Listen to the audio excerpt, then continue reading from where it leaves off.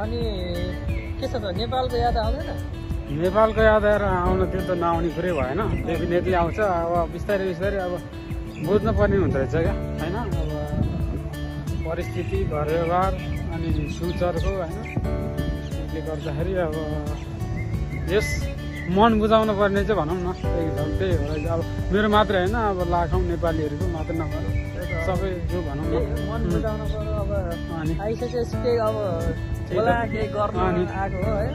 नेगेटिभबाट भन्दा नि पोजिटिभबाट सोच्नुपर्ने रहेछ। यहाँ बस्नु अनि तपाईँलाई किसित गाउन आउँदैन यसो?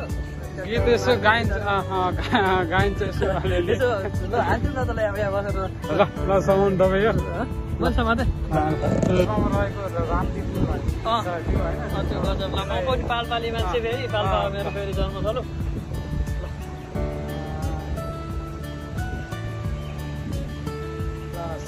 ल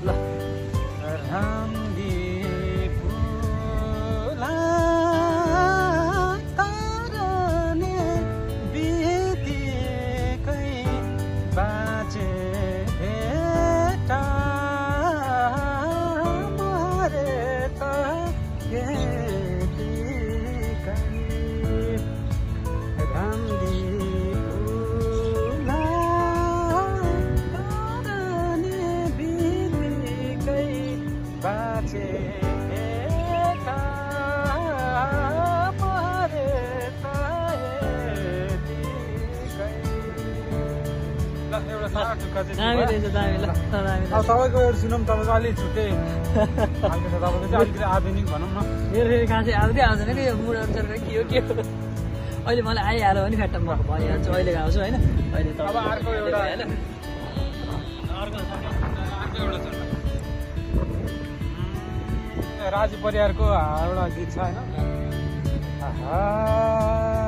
कस्तो थियो त्यो बेला गाउँ पानी, त्यो बेला गाउँ पानी बिरानो भो जन्मेको ठाउँ पानी दुरा डाँडे दाइ, दुरा डाँडे दाइ माया मायो रे भन्देऊ सबैलाई।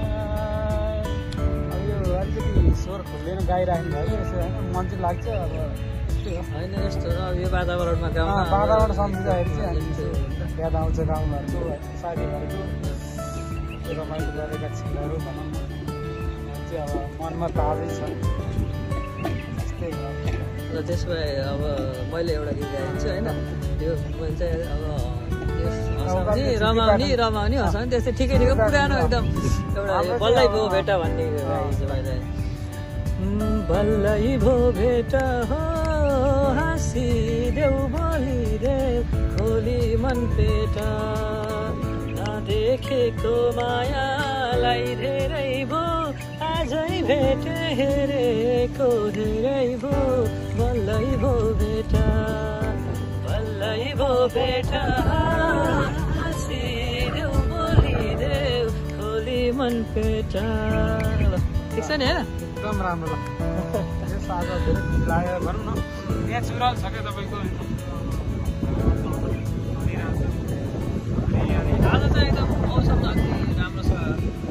हावा चले पनि आवाज कति गइरहेको नि भिडियोमा थाहा भएन।